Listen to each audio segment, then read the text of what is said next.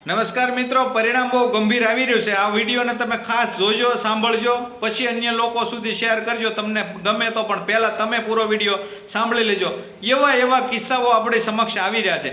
એક તો પહેલાં મશીન, આ નીચે તમને જે દેખાઈ રહ્યું છે, QR કોડ સ્કેન કરો અને માવા તમાકુ કાઢો અને આનંદ મેળવો। તમે પાછા એટલે જાગૃત રહેજો કે પાછું આવું જ બીજું ATM મશીન આવે ને એમાં 2-5 લાખ રૂપિયા બેલેન્સ રાખજો, કારણ કે આ તમે જે માવા કાઢી રહ્યા છો ને માવા નથી, ઝેર છે।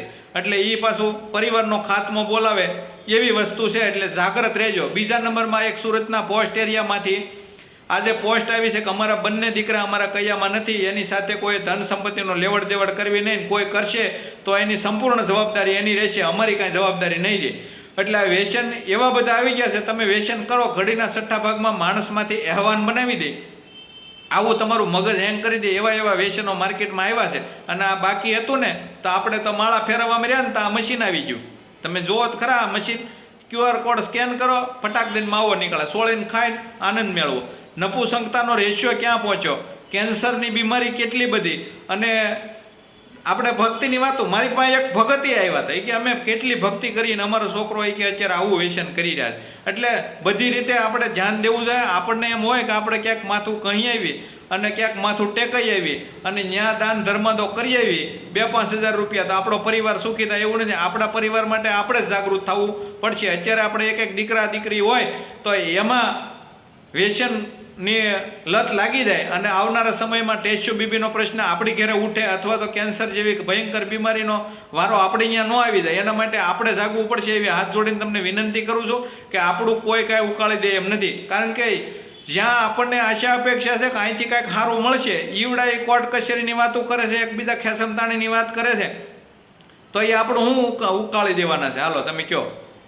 જ્યાં તમને મને એમ છે કે મને તમને કે ભાઈ આપણે અહીંથી કાંઈક સારો બોધપાઠ લઈએ, ધર્મનો માર્ગ છે, હવે ત્યાં જ કોકની લીટી ભૂંહવાની ને આપણે લીટી કેમ લાંબી થાય એવા પ્રયત્નો ચાલી રહ્યા છે। કોર્ટ કચેરીની વાત સિવાય, નિંદા ટીકા સિવાય કાંઈ સાંભળવા જ નથી મળતું, તો ત્યાંથી તમે શું લઈ લેવાના, હું લઈ લેવાનું? એટલે આપણા પરિવાર માટે આપણે જાગવું પડશે અને આપણે જ આના માટે કટિબદ્ધ રહેવું જોઈએ। આપણામાં કાંઈ કૂટે હોય તેનો સુધારો આપણે જ કરવો જોઈએ, તો જ આપણે બચી શકશું ને આપણો પરિવારને સહી સલામત રાખી શકશું। નકર બંને તરફે નુકસાની તો છે, કારણ કે ટેસ્યુ બીબીના પ્રશ્ન એટલા બધા ઉઠી રહ્યા છે અને જો આપણે માળાએ એટલું બધું કામ કરી નાખ્યું હોય તો આ બધો સુધારો થવો જોઈએ, એને બદલે અત્યારે વધી રહ્યું છે। આ વ્યસનનું જ્યાં ત્યાં તમે જુઓ તો આપણે નામ ન લઈએ કે એવા વ્યસનો બધે, અને કેટલા યુવા ધન બધું બરબાદ થઈ રહ્યું છે। જે ભક્તિના માર્ગે સડવું જોઈએ એ બધું ઓલા માર્ગે, વ્યસનના માર્ગે સડી રહ્યું છે। તો ક્યાંક આપણી મિસ્ટેક તો થઈ રહી છે, આપણી નહીં, જે લોકો સુધારવાની કોશિશ કરી રહ્યા છે એને એમ છે કે અમે સુધારી દઈએ, પણ એ આપણને એમ છે કે એ આપણને સુધારવા, બાકી એ પોતે નથી સુધરેલા, એ આપણે શું સુધારવાના? એટલે ઈશારો કાપી છે સંસારીઓને, દરેકને હાથ જોડી, 2 હાથ જોડીને ત્રીજું માથું, આપણે જ આપણા પરિવાર માટે જાગવું પડશે, બાકી કોઈ આપણું કાંઈ ઉકાળી દે એમ છે નહીં।